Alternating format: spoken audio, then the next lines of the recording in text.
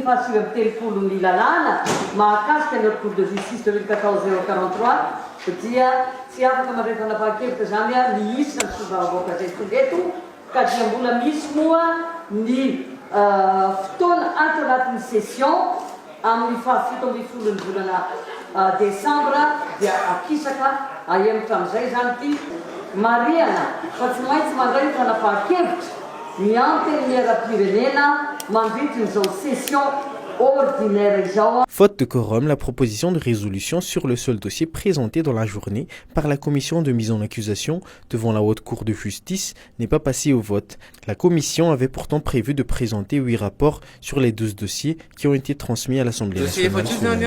Nous, vous passez la séance plénière à Vieux. Tapos la séance plénière ny efatra io dia mbola mivory koa ny commission mandika ny efatra hafa. Androany ihany zany tsy maintsy misy vokatra avoakan'ny commission plénière. Non, séance plénière.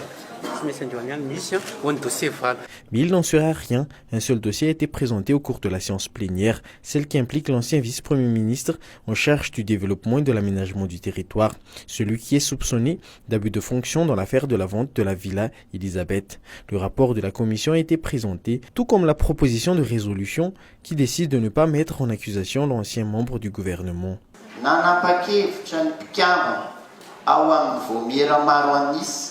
Fa tsy atolotra eo anoloan'ny fitsarana avo ny fandiniana ny raharaha fiapangana an'Andriamatoa Revoza Razafintravelo.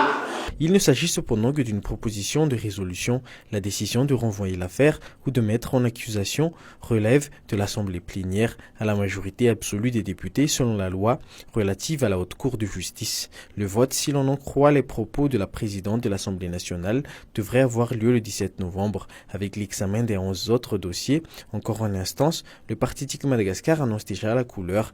Il ne participera pas au vote si les affaires soumises à l'appréciation de l'Assemblée nationale avant de passer devant la Haute Cour de justice ne concerne que des hommes politiques d'opposition.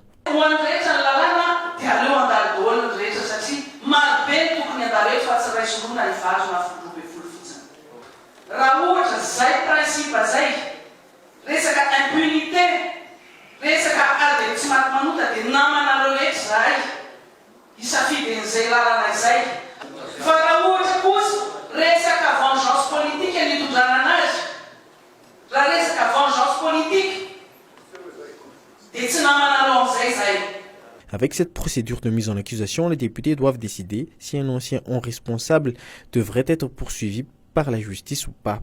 Ce lundi, certains députés semblent enfin s'être rendus compte du poids de la responsabilité qui leur est confiée. Certains, à l'instar de Fanmizatsu Ndianzanar, député indépendant élu à Mananjin, annoncent tout simplement son intention de ne pas participer au vote.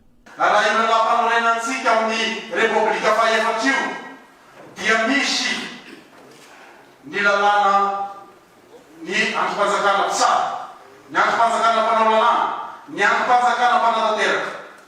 Raha fahitana an'ity lalàna zay ataontsika amin'izao fotoana izao ity, dia mahity izahay fa tsy misy ny séparation des pouvoirs.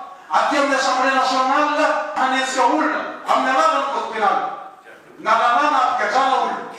Ka noho izany ny tenako, député tsoa voavidy tany Manandrina tompoko dia mialatsiny mialafondro amintsika rehetra. Du côté de la majorité, on préfère s'en tenir aux décisions de la commission.